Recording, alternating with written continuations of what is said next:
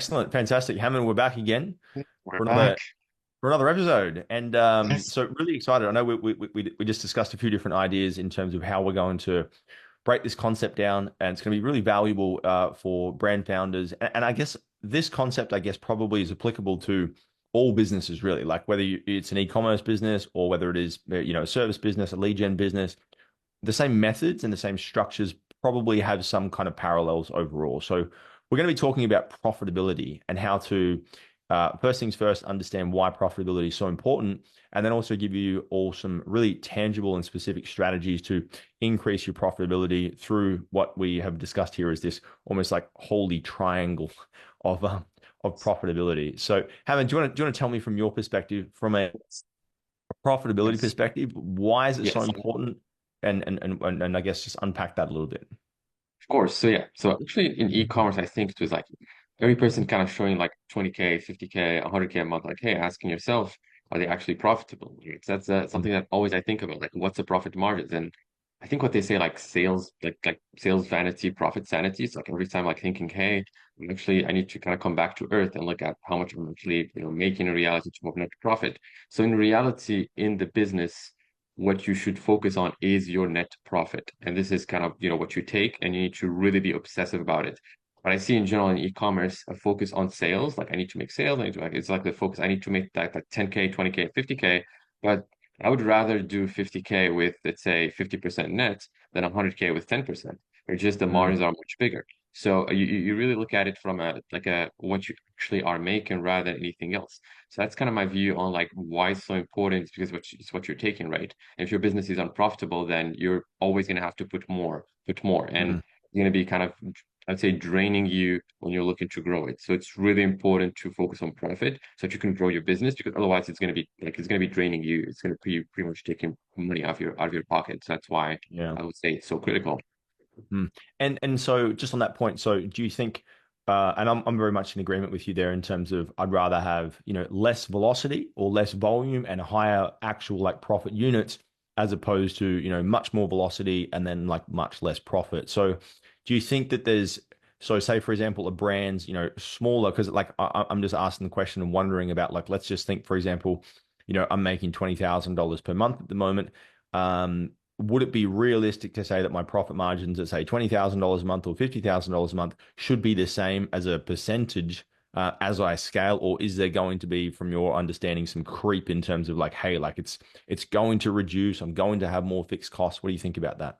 Yes. So in general, as you scale up, your margin is actually going to go down because you're getting Mm. more volume. So that's normal. Now, the ratio is what actually what would matter. So, for example, if you're scaling up and you're just to the point where you're just break even, we have a problem. So, if you're like at a higher scale and you're just like, I'm break even, and the moment we have like a little bit of shakiness, you're losing money, then that's a problem. You need to kind of dial back a little bit on the volume, not necessarily because you need to dial back on the volume. It's probably that you have some cost that's a little bit kind of I would say, draining you, and you can't maintain it if it's going to be negative because it's a higher leverage. So, it's most of the time like in terms of like targets, it's mostly what is the volume that you're running at? Is it draining you or not? And is it optimized or not? So it's pretty much that side. Now, I look at it most of the time. If you're running between 0 and I would say 10, 20K, it is normal to have a lot of fluctuation in your margins. So we aim always for like volume so that we can optimize better. But if you're running at 100K, and you have the same problems that a store that's launching, then we have like it's more of a challenge there, and you need to decrease and kind of adjust. So it's really on like how much data and I would say like how much volume do we have. If it's really low, then that's okay. We can push a little bit of volume higher so that we can optimize faster. But if you're already high and you just, you've been there for a while and you're not making more money, then probably something is wrong and you need to start kind of decreasing and optimizing a little bit better your back end. So that's kind of my Mm. focus. And I'm actually curious about your view on it, like in terms of let's say, would you look at maintaining something for a while, like let's say that just break even a little bit of profit, or you just cut down and just kind of, make it more profitable, then scale up? Well, I guess similar to what you mentioned there, I guess it depends on a couple of factors.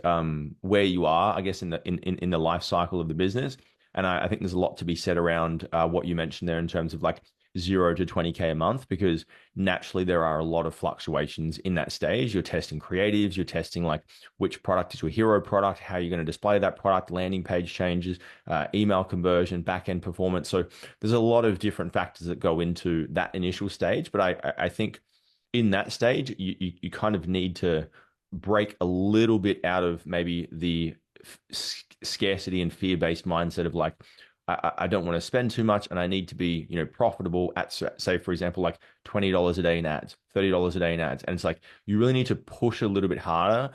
I always use the example in the community whenever I do any form of like coaching on this subject. And so like a lot of the times what I find is people will jump on and they start like running ads and testing budgets at like $20, $50 a day.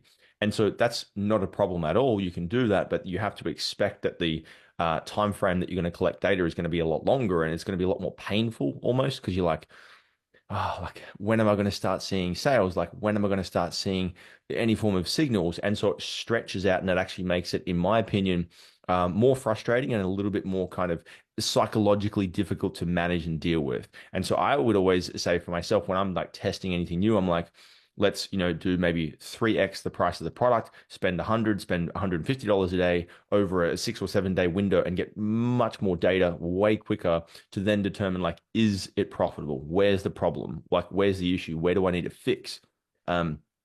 And then so from that point, assuming, say, for example, because I think this is a really, really, really, really strong conversation, assuming that you're above that, say, for example, like $20,000 per month level, and then your profitability is like shaky or up and down, I would kind of say fixing the problem, and assuming you're like $30,000 a month, $40,000 a month, and you're not seeing any form of like improvements. And similar to what you mentioned, you're constantly in this like fight for break even. And it's like, I'm just circulating money through the washing machine. It can be very debilitating and it can really like mess with your Very mindset challenging. for Yeah. business. And you're like, Making money. I'm making all this money, but I'm putting all this money back in again. I'm making all this money. Um, That's amazing. so And, that's and I that's and a I little think bit of there's my also thoughts like on it. a loss, like there's like a almost like you don't believe the business anymore when you're seeing 30K. I'm like, hey, Correct. I'm making 30K, I'm not seeing any profit. And it's like, hey, is it actually working? Is like this e-commerce is like, and most of the time I think entrepreneurs, they have this tendency, or we have this tendency of, we think about like it's going to be permanent, whatever we have right now. It might be a good Correct. situation, but hey, it's a permanent situation. Like it's like kind of a default. Everything is going to be like this forever, and I'm never going to make a profit, or I'm always going to be at loss. Like it's The kind of a interesting thing is we think both the good things and the bad things are going to be permanent, right? If yes. something's really good, it's like, this is amazing. It's going to be like this forever. If something's really bad, it's like, I can never see myself living in an environment when things are There's not no bad. intermediate. It's Yeah, like I'm gonna hit this, and it's just the same thing every single time. It's a big problem. I think it's like whenever you're in a good situation, like hey, this is gonna be like you're gonna start taking more risk. While normally you should not. Sometimes like hey, I'm correct. making, let's say, 50K a month in profit, and then you take that amount and you're kind of already multiplying it by 12. Like hey, I'm making this a full year right now, but in reality, you need to do Correct. this work next month, and or even look at growing. So it's really like I think this permanent like feel is very dangerous. I would say overall, it's like Yeah. that you forget that you're an entrepreneur. You're coming back to like I'm actually in a job. Like I'm gonna get receive this payout every single time. It's gonna be the same, right? So I think that's a problem. And even I think in the like any business sales like I would say department, they always have that feeling of hey, we're gonna make the same amount, right? The moment they get to a Yeah. level, like hey, we're gonna keep it, but you need to keep the pace. Like there are some ingredients, and I would say Correct. in e-commerce, same thing. If you're optimizing your business and you're at that, I would say 20, 30K mark and you're making profit or you break even, it's not permanent either way. You need to fix things and rely on the data to make the decisions and grow your business. So it's not either you grow or you stagnate Mm, or kind of lose momentum. So it's really, you need to focus on growing all the time. And I think that's the missing part. Do yeah. you agree on that kind of like mindset of growing all the time versus just Yeah. kind of stabilizing situation? I think definitely. And it was really interesting because when I was at the event recently with Patrick and some of those other CEOs, it was a really interesting situation where one of the guys in the room and he had a transport and logistics company. And so he was discussing and sharing through like the COVID period. Obviously, the prices of containers went from like, I don't know, depending which size of container, depending who's talking or which supplier was sending it, somewhere around like maybe 1,000 to 3,000 up to like $30,000 per container to ship it. So ridiculous amounts of increases in terms of the units. And so his company went from like $40 million a year to like $120 million a year, and then they did $130 million a year the next year. And so what they started doing is they thought that, well, this is us. We are doing this. And they kind of completely removed the economic factors of COVID and everything happening. And then like the next year afterwards, I think it was 2021 or 2022, was like 60 million. And so they dropped, like $60 million of like annual revenues simply because they made projections based on this like false assumption of like, well, COVID's inflated this situation. We're making all this profit. Let's keep growing. So I think I know Alex talks about this a lot, Alex Hormozy, in terms of most of the time there is either like luck or some like good market conditions that are behind you, and you think like, this is me and I've done all the work and I'm fantastic. It's like, stop Yes. taking so much credit. Yeah, I think overall it's like you like maintaining the pace and kind of making sure that you have all the ingredients. It's almost like what you should do all the time. Yeah. But what I was thinking about, for example, if someone is making, let's say, 10 a profit a month, should they reinvest? Like, what is a good moment that you feel like they should start kind of reinvesting back the profit, and or just to kind of maintain the pace, or they should, let's say, kind of maintain. So what do you think in terms of like, should we, let's say I'm making 10K profit a month or I'm making 5K whatever amount, should I try to take a little bit more risk to get to that like Mm. that next level, or I can kind of maintain a little bit, kind of build some cash flow? So what would you kind of Yeah. advise in terms of that situation particularly? Yeah, well, I mean, I think always it's great to determine like what the goal is, because different companies, like say for example, your goal is to have a side hustle business that pays you $10,000 a month in profit. You might reach that, and then you might be like, well, I've made it.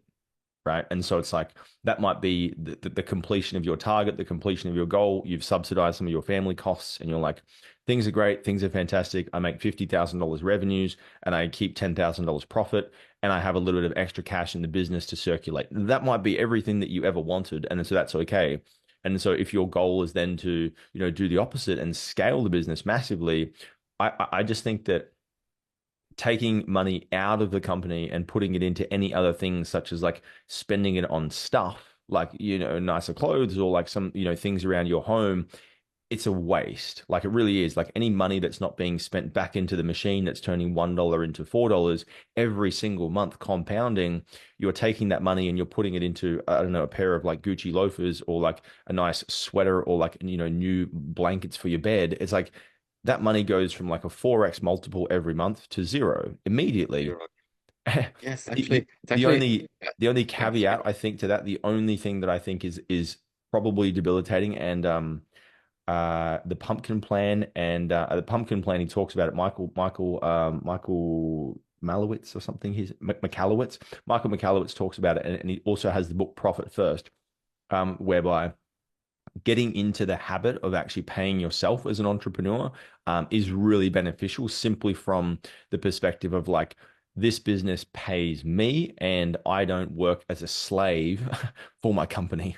And so I think yeah. that's probably the only thing there. Number one, like establishing what the goal is, and then being like, cool, like what do I need for lifestyle? Can I work in my job, or can I keep my expenses around the house lean as possible, and maybe have some like targets that you work in? Like, I've hit my first 100,000 and I've made $20,000 a month for the last 3 months. Let's maybe reward myself for a weekend away or do something, but knowing that the highest ROI and that money is going to keep coming from being in your business and actually keeping that money circulating into your business and growing. I think that's kind of my perspective. Yeah, absolutely. I think actually it's a great book, Profit First. Actually, I read it. It was a great book in terms of organizing everything and kind of thinking about like the profit particularly. But my view on this is like right now when you're into business, you need to look at anything that's draining you. And I think Alex Becker actually talked about this like a little bit in terms of growing his business, which he built like a massive, like Yeah. a, let's say software company that hires like that we use for tracking. But pretty much what he mentioned that you're very dangerous if you take all your money and you put it back in the business. You're going to be growing, and your competition is going to be afraid of this. Like they're going to be like Right. really scared.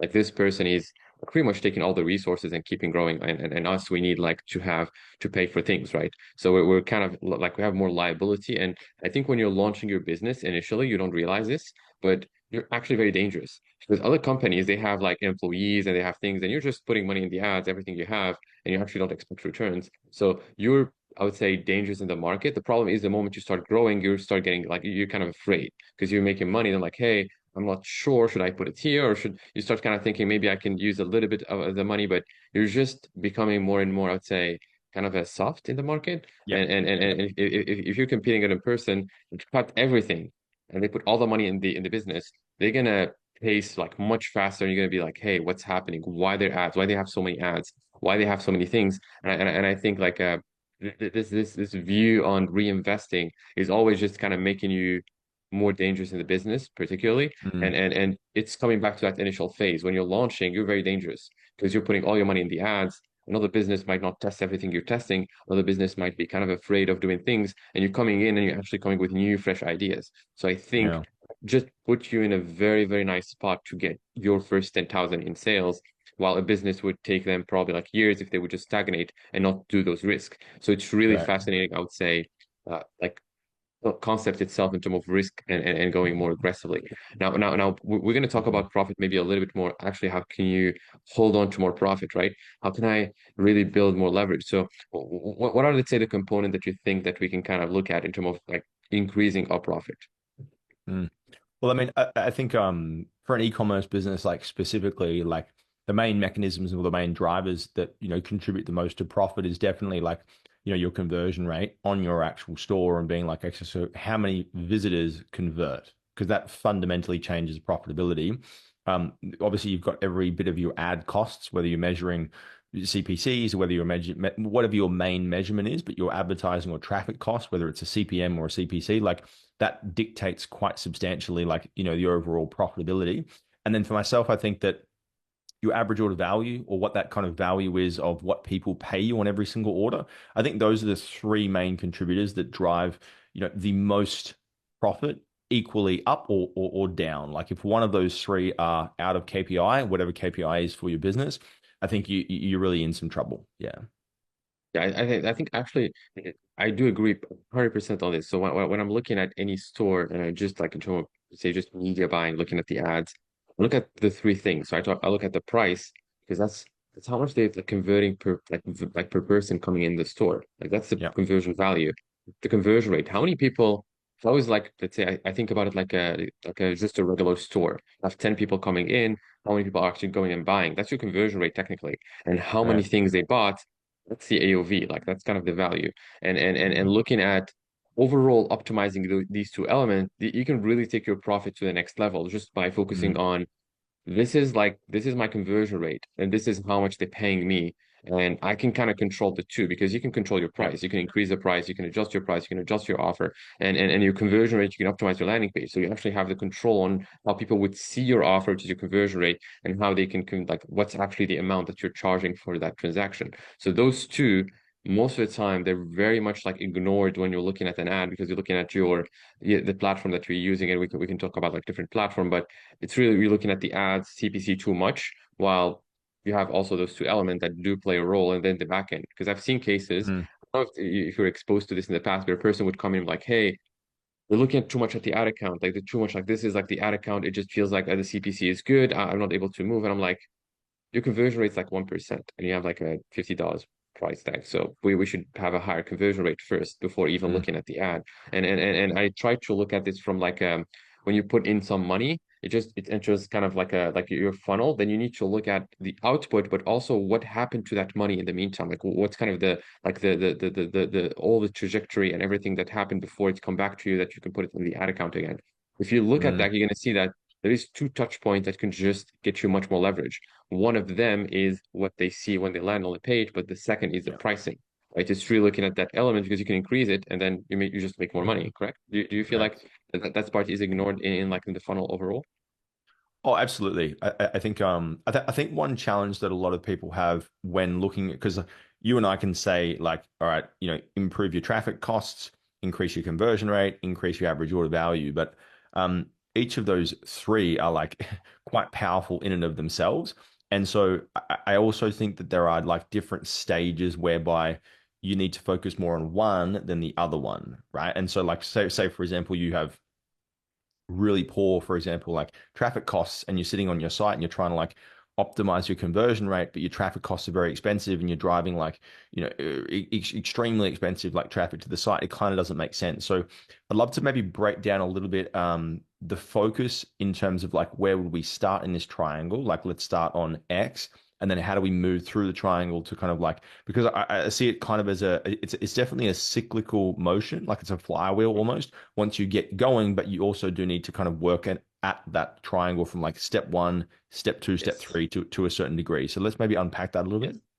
Yeah, I think yeah, absolutely. So for example, if we were to start, we need to look at first like what's the start point? It's the platform that you're using. Let's say Mm, Meta or Google. Depending on that, that's kind of if I was looking at always like what am I getting? Your website, like that's not your start point. Obviously, you need a website, but we need to look at like where are these people coming from? And they're coming from a platform, right? So I yeah. think about it that that's a first level. So are we running Google or are we running Meta? And based on that decision, then we start looking at okay, what are the ingredients that I need for this platform? And you can start kind of doing your ads, and then we run the ad. Now, once you do that, we're going to start looking at the cost per click or kind of how much are we paying for a person to look at your offer. From there, you can start kind of looking at kind of following the structure. So my view on it Mm, is we start with the ad or the platform, and then you move to absolutely. the store, and then you optimize your back end, kind of the average order value and your emails and things like that. Now, platform wise, like Meta versus Google, I know that we kind of we talked about this a little bit in the past in terms of what platform to start with. In my opinion, Meta is good for volume in terms of just like you creating something that's new, people never heard about it. It's kind of you're not just relying on search, so you're looking at exploring, I would say, a bigger audience and kind of bringing new users Yep. to that I would say niche, or kind of making like more of kind of a it's like always like I think of Meta as kind of a discovery platform so that you can kind of bring people to something new versus Google where they're searching. It's like you can't really do that. Like I would say to a certain level you can retarget, but most of the time with ecom you're going to rely on shopping and or search, and those two it's kind of Mm, there's a specific volume. So if you can't really tap into more volume unless you bring Meta in the equation. So do you think that, correct. that's the same thing in terms of platforms? Yeah, absolutely. I think from what I find is that most brands, depending on unless they're very like which an e-commerce brand should never really be. It's kind of the reason that you start an e-commerce brand. But for some weird reason, say for example, you were localized in a little area, maybe then Google would be more appropriate. But I think for the most part, like starting on Meta and getting that kind of like push focused marketing where you're pushing your product in front of people that have no idea who you are, and it's like let's discover this new product that I've not seen. And then also if you look at it just statistically, like um, Meta has such tremendous kind of like overreach in terms of the most users on the platform. Like it's definitely the oldest, it's been around for the longest. It's like the mothership. And so starting at that level in terms of being like, let's understand this platform and really use it well.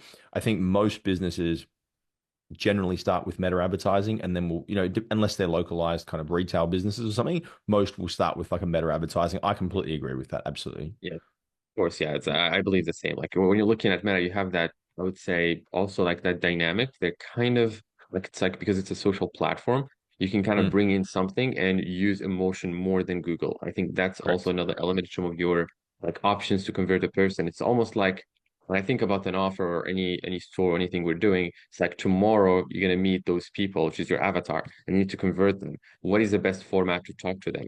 If it's Google, Mm, it's like a little bit, I would say, like unless it's YouTube, it's like a little bit, I would say, cold versus if I was coming in and I would say cold here, it's not the traffic itself is warm, it's just like the approach itself versus Meta, mm, where you're actually talking to them and showing them more. It's like it feels like you're more kind of in the social environment and they're trying to give you a chance. Where Google, mm, they either searching and or they have like a good idea, like a very much like they're looking at you and your competition versus Meta, mm, they don't look at the competition. Like at that level, they're just looking at you. So they're giving you, I would say, the full attention which is really valuable for businesses. And I really believe that. And I know that Google is a great platform. I've seen actually people launching on it and getting great results. Like if you have a business that's a little bit more, I would say that kind of a like it's much easier to position. It's like people would understand what it is, and you have a specific audience, mm, and or it's a very expensive product, so they actually would mm, search a lot before making a decision. Google might be a great platform, specifically if the volume of search is already high.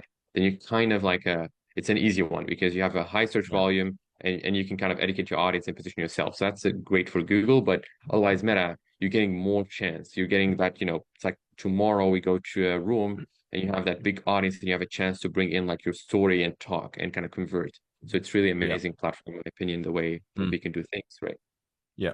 And so let's maybe break down a little bit the I guess the how to's. So let's say, for example, I'm in a situation, I'm starting in this first like profit center, Mhm. optimization factor. I'm looking at my traffic costs are expensive, and I'm like, okay, I want to start at stage one, and I want to fix this problem because right now it's way too expensive. I'm not, driving good traffic. I don't have enough volume. The other metrics in terms of conversion rate and average order value are all out of whack.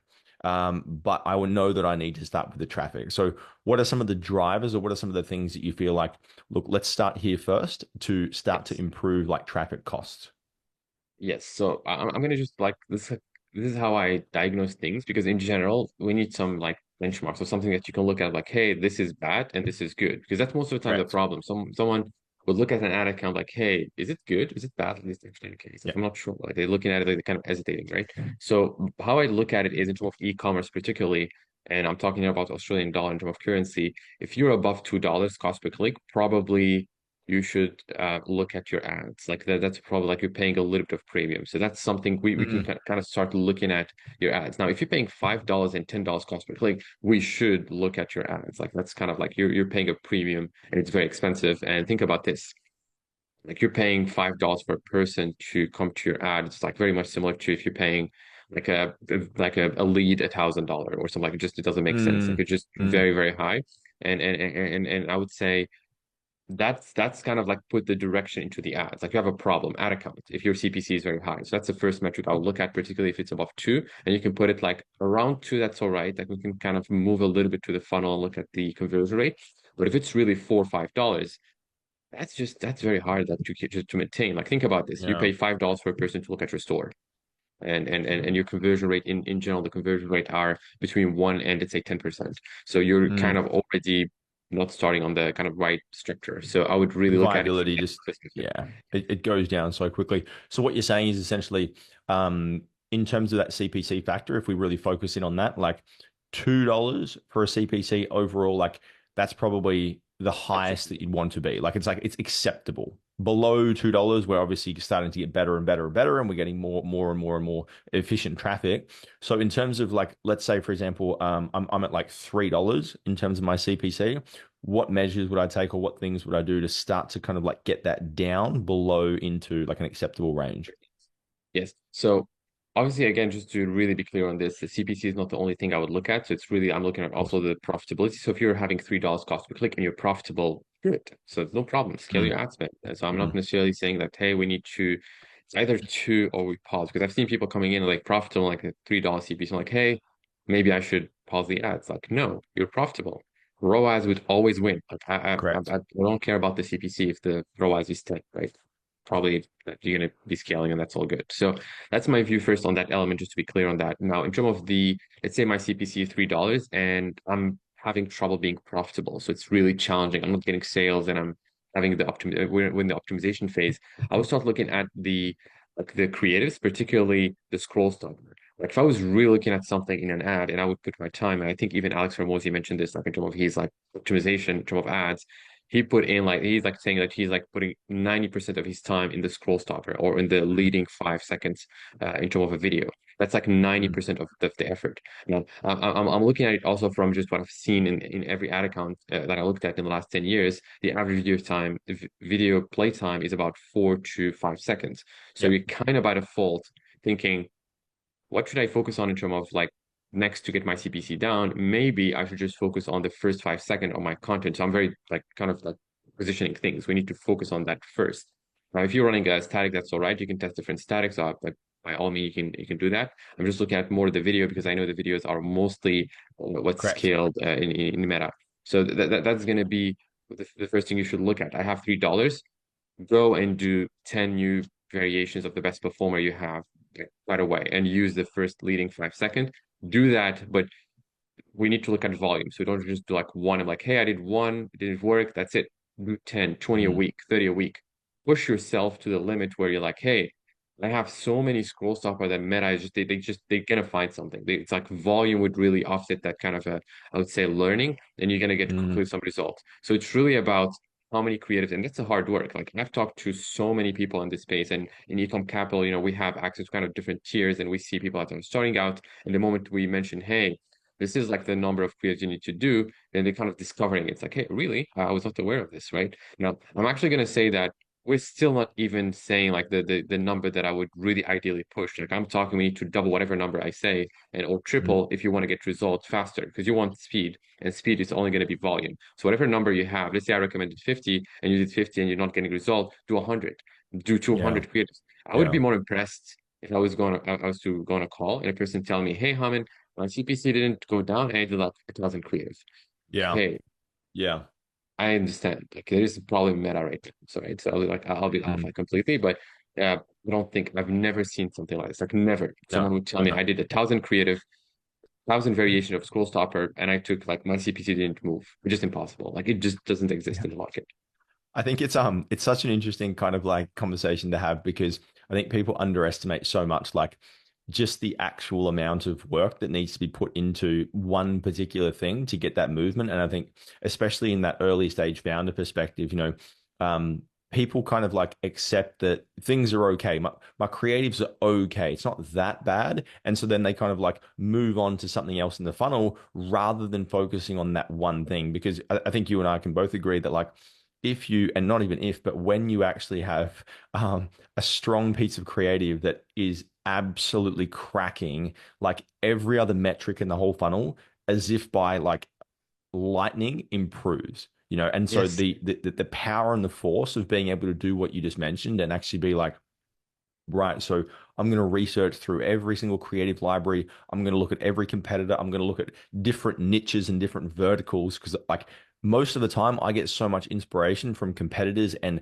brands and companies that are like an insurance company or like a company that sells like burgers and they advertise different burgers or like a car sales company and the way that they advertise and do certain things and like that's really interesting. I wonder if I could apply that same kind of like hook. I wonder if I could use that strategy. I wonder if I could use this that sells like bikinis or underwear into this company that has nothing to do with it. And I think doing that, especially in respect to creatives, because most of the time people aren't very good at creatives, just straight up. And so they go to Canva or they get some random like Fiverr UGC creators, or they go onto any of these platforms, creative flows like that of the market. They get 4 or 5 different creatives. They throw them into the ad campaign. They go, my creatives aren't working. Must Yeah. mean my product stinks and I don't know what to do. Please help. And it's like, you just haven't tested anywhere near enough.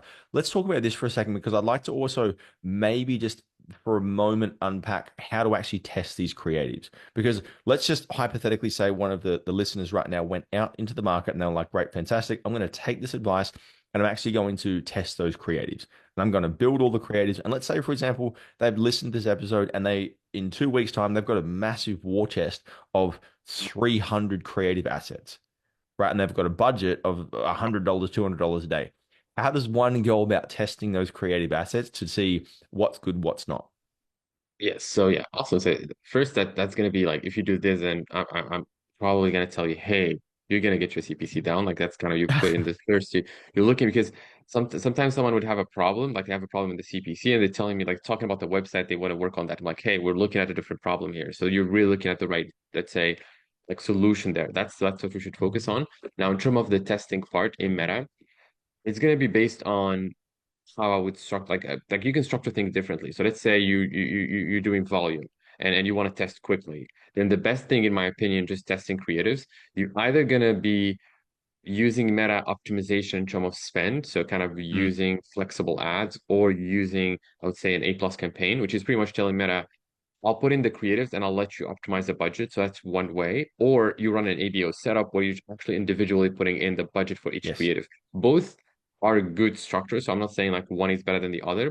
But if you're, I would say, low on budget, probably you want to do the ABO because you can control the budget, and also you can, I would say, test with kind of more information that you put in every creative. Because if you have $100 or 50, let's say, and you're putting 10 creatives in a CBO or an A+ campaign, your money is going to be distributed by Meta, but you didn't give them a lot of money. They're going to just put in a lot of money, like a little bit of money in one ad, and you're not going to see the result for the others. And I've seen this many times. They're looking at a campaign and they see that the budget was not distributed evenly, and they have Mm, some creatives that are just not used. And I think this is actually happening even at scale. But at scale, you at least get like I would say more information on the top winners versus you don't see like for a lower scale, you don't get anything. There's no signals. You just spend a little bit here and that's it. So an ABO setup would kind of offset that risk because you can put individual budget in every creatives. And this is why I like to test with it with a, well, let's say when I'm a lower budget, because I can segment and I can put here 50. And then if it's not working, I can kind of pause it. And I can also control I'm giving this creative a chance rather than Meta is giving it a chance. And I know that Meta sometimes they have really an advanced algorithm, but they got like a little bit of impressions, they made a decision and they're done. And I want to like maybe Mm, look at maybe a bigger audience. So that's going to be my recommendation. It's kind of using an ABO setup if you're on a lower budget and doing, let's say you have $100 and you want to run 10 creatives a day, then just do $10 per ad and just do it like one ad set, one ad set, and one ad. And you can name it creative one, creative two, creative three, run them. mm, And what I would look at here is the impressions. Let's say you look at 1,000 impressions, what's your cost per click if that was the element that you're looking to optimize for? Or you can also look at how many, I would say, like link clicks you got and kind of optimize based on that. So you can either use like the number of clicks or the number of impressions to make a decision. And you need to have like a mm. fixed metric that you use that you can kind of compare your variables, like your let's say creatives. So that's going to be my Mm. view in terms of the testing for the ABO or CBO. But I think you agree on like if you're on a lower budget and you put in like 50 or $20 and you run a CBO or an A plus campaign with like 20 creatives, the Yeah. distribution of budget meta, we've seen this so many times in so many Yeah. different ad accounts. They're not going to optimize it properly. Yeah, and I think it's very inefficient use of like a campaign structure like that, like running an A plus campaign and then putting, $100 a day into it with like 30, 40 creatives. I think from what I've found is that those A plus campaigns, they actually perform really well at higher budgets when you run them with that structure. Like say, for example, you've got 500, $1,000 a day, and then you load 20 or 40, 30 creatives into it, and then you do that same strategy. It's got enough kind of like oxygen and breathing room to feed those creatives and give you a better indication of like what's working, what's not. And if it's not, and it's restricted to maybe $100 a day, you're just going to get this massive pool where all your budget goes into the top one and the rest of the creatives remain untested. And then you start making decisions on like, I guess this is a winning one. And it's like, well, is it really, or did it just not get enough budget? So completely agree with that. Yeah. Yes, I think the A plus campaign is actually it's like the just for a person testing right now. I believe it's a great setup. Like it's really Mm, scalable. It's for high mm. budget. I would say almost all the time because it require like I would say when I say high budget, I don't necessarily mean 1,000. I just mean like above 20. Yeah. Because I've seen cases where you look at like an A plus campaign, you're putting 20. I'm like, hey, 20 and 20 creatives. That's going to be very like challenging to Yeah. even maintain. But Sure. what I'm looking at here, I would say A plus campaign, you're relying on Meta AI, and they're very good at Yeah. finding, let's say, the best creative in the audience and the avatar. So they know how to do that. But if you're not, as you mentioned, giving them enough, like let's say, oxygen, they're not going to find that, and you're going to have like a campaign that's draining, I would say, resources because they're not able to kind of optimize, and you're not willing to wait until they do that. So it's like we're kind of starting on a Correct. loss scenario. So that's going to be Correct. Yeah. the challenging point. That's why ABO is, I think, good for someone that wants structure. And particularly, I think about media buying is like you're coming into like a sport and you have different ways to play the game, right? And if you don't know how to, let's say, particularly master something like quickly, you'd rather like start like I would say with like a specific structure that's easier that you can kind of learn from and then grow into a professional. So it's like Mm, you want to start your career, I would say, yeah, with an ABO, it's like you can control the budget, you can do things like more. It's like easier for you to see and you can grow correct. gradually to a setup where it's like you put more budget and you can trust Meta. So it's really Yeah. like I would say also like for people that are learning, it might be easier for them because they can control and they can adjust. And Mm, they don't have to mess all the accounts if they want to yeah. do one ad when you're creative. And it gives them a better understanding of the fundamentals as well, because they actually understand what happens in order to get the result. So very much agreement with that. Let's just close off on this creative aspect with so what are some of the elements we talked about the scroll stopper or that initial kind of like 2 seconds, 3 seconds, 4 seconds that you have to really capture the attention. And I think like focusing on that in respect to your creatives, like you going and writing a 90-second, 2 minute script to give to a creator is probably a really poor use of your time. So in those first, like, say, 5 seconds of that piece of creative, assuming we're just like testing video content, and I'm like, all right, I'm going to go out there right now and I'm going to create a whole bunch of video assets that I can test in my ads. Like, what are some of the things that you would really focus on in terms of like I'm trying to create really compelling, interesting, fast moving, and captivating kind of content. Which things or which ingredients would you really like advise to push into that first 3 or 5 seconds?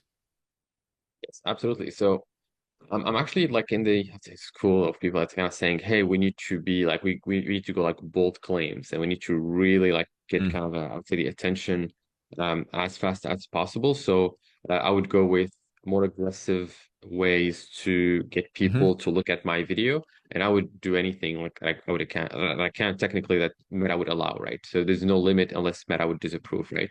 So if I can get their attention, and I know that feels like, hey, it's like we're gonna be like dancing here just to get people in, but in reality, you're like you're really getting the attention, and you're competing with people that are doing that. So if they're doing it, then you should do it by default in terms of competition. I'm not saying that you should dance, but I'm just saying that you need to do what is required, right? Whatever it is, what is required in terms of content and kind of appealing, you need to do that. Now, I focus mainly on in terms of e-commerce on before and after transformations, bold claims. So these are the strong, I would say, positioning. Mm. It's like you position for a business that does have a problem, a transformation.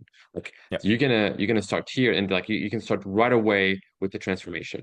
We guarantee Mm. the transformation, or we show it. If you're in e-commerce, not like a service-based business, so you're gonna start with showing them a before and after using your Yep. product technically, and you're gonna get their attention. So that's how you can kind of focus on it. Bold claims is kind of going, people are crazy about this and kind of starting with that angle, but it's really positioning, I would say, something that would get the attention using those kind of two, I would say, leverage Mm. transformation and bold claims. Agreed. I think I absolutely agree with the transformation aspect. I think that's probably one of the most powerful kind of like use cases of really being able to, I know Eugene Schwartz was big on, and David Ogilvy as well, in terms of like the demonstration. Like it's like rather than telling them, show them.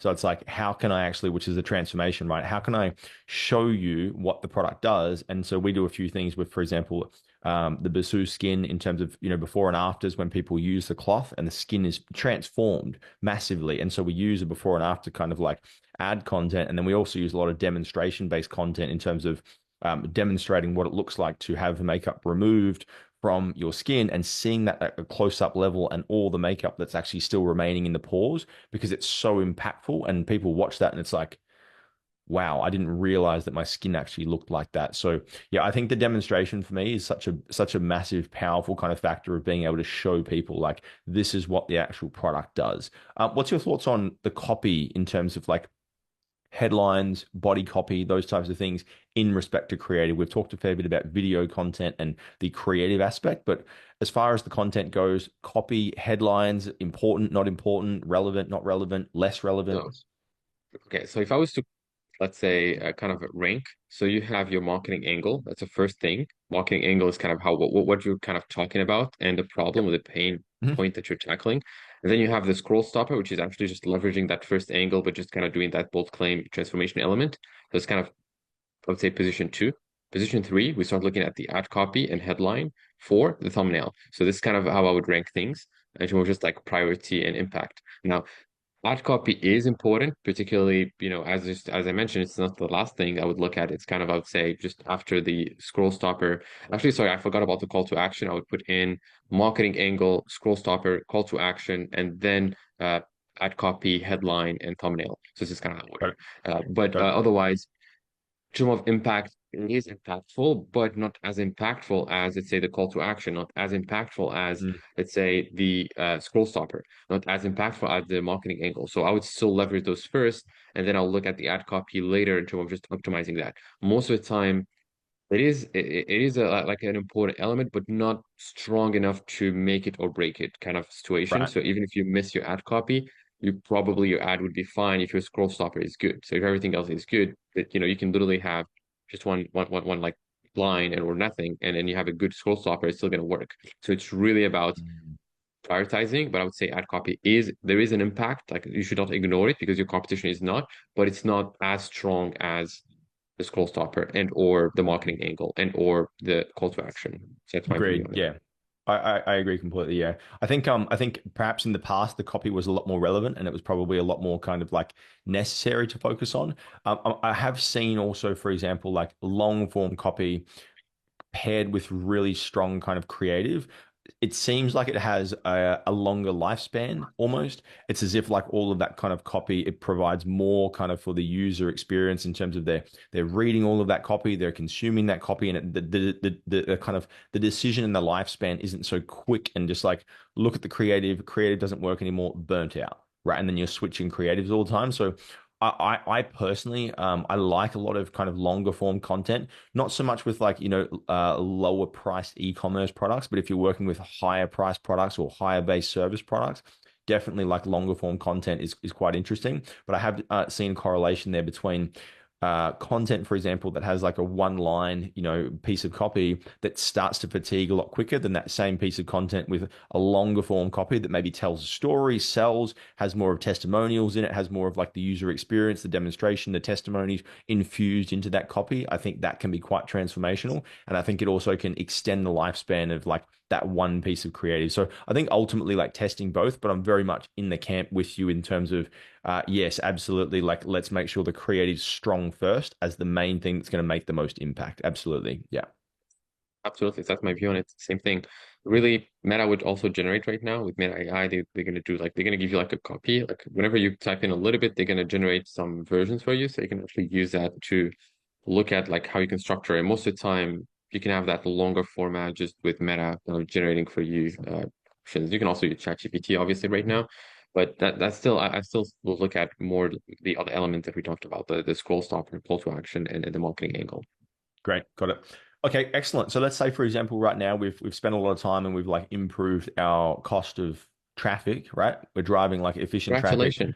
somewhere, right? Somewhere within, and I'm almost thinking we make these individual almost complete episodes on each one of these topics because like each one of them are quite robust and quite detailed in terms of really workshopping this. So what would be how would I know that like I'm ready to move to the next phase here, right? I've spent all this time workshopping, I've tested heaps of creatives. I'm like, I feel pretty confident about what I've done. I'm starting to see more visits for either less cost or the same cost. And like things are looking good. Okay, so if the CPC is going down, then first, great. So you kind of, control that element. Now we're going to look at the conversion, which is another thing. Like you might have an ad that's really doing well in terms of CPC, people would enjoy it.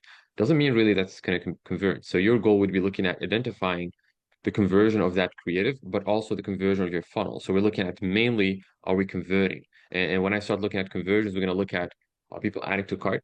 Are they initiating checkout? So it's kind of, you look at those first, and then you look at the conversion, obviously. So it's going to be more you're going to move from the ad account and look more at your Shopify and see add to cart level, people adding to cart, because that's the price. That's how actually they're like accepting or not your price. If you're in an Correct. e-commerce store, them adding to cart means we're accepting. Like there's something like we're kind of signing. That's good. The price is okay.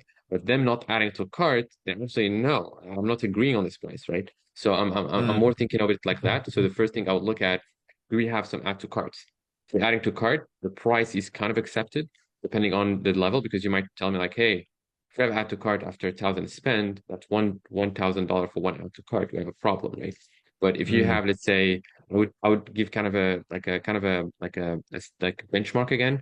If you have an add to cart rate of 5% and above, then that means in general that the price is accepted. It's accepted. Like you're Mm. not like pricing, I would say, something that's not like the audience is accepting that, I would say, offer overall. And that's when we come to kind of the offer probably in terms of just the view of it. But that's my view. What do you think about, let's say, that process? Do you look at the add to cart and kind of define, is the offer good, Mm. or you kind of look at a different metric? No, I think I guess from a general sense, like assuming that you've got your traffic kind of like coming to the site and it's within KPI as far as like what that acceptable measurement looks like for you, your traffic costs are working. It's okay. The content's doing its job. Then the next obvious kind of thing is definitely like activating that next add to cart step and being like, and this is also making the big assumption that your website from a I guess like architectural like flow perspective makes sense. Like there's no like big red flags. You don't have like any issues with like your cart function. You don't have any like crazy additional like maybe prices that are that make people kind of like steer away from your site. And I think the one thing that I'll always like look to do, especially with newer brands when they're starting to initially get traffic and starting to initially grow their business, is a lot of them will like, for example, have their price and then they'll have, for example, like shipping above, or like free shipping above a very high threshold, for example, and they have all of these additional measurements within the funnel that makes it very difficult for people to even agree in the first place they want to buy. Similar to what you mentioned, it's like, all right, so the price is this, but you need to buy three of these units to get the free shipping or to get the free gift. And I don't even know yet if my product or my price is validated, if that makes sense.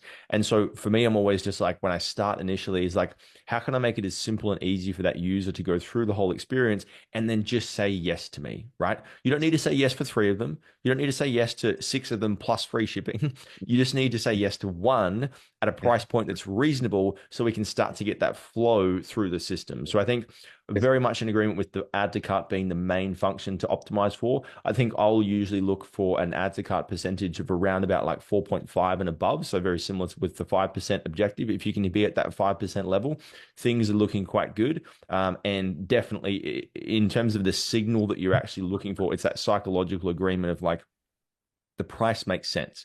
I'm willing to pay what you're asking for this, and then it's able to kind of move into the next stage of obviously optimizing that checkout conversion, but definitely Yes. align with what you're structuring there. Yeah, Yes. And one thing just for any listener, like, hey, I'm having actually 5% add to cart. You mind I'm talking about also different prices. So your add to cart should be, if you're on a lower price, 10%, because most of the time, if you're running correct. at 5% add to cart, your conversion rate, just to let you know, your conversion rate would be probably around 1%, 1.25, because what would happen, and this is again, something I think it generally in the e-commerce space, you're going to see that you're going to lose 50% of people in every stage of the funnel. If you were in the Correct. add to cart and you have 10 people, you're going to lose five of them when you go to the checkout, and then you're going to lose 2.5 when you get to the conversion level. So if we start with five, then we're going to end up probably with 1%, 1.25. And I'm looking more at things that are above $80 when I'm talking about this particular number. But if you're under $80, you should aim for 10% add to cart rate, which should give you about probably 2-3%. And that's the average, not even, I would say, Mm. a very high conversion rate. It's just you kind of getting that average, and we can optimize other things once you get there. So that's just kind of in that Mm. element, particularly if someone is listening and like, hey, I'm having like a 5% add to cart and it's not working, but my price is like $50. I'm like, would Yeah. be higher.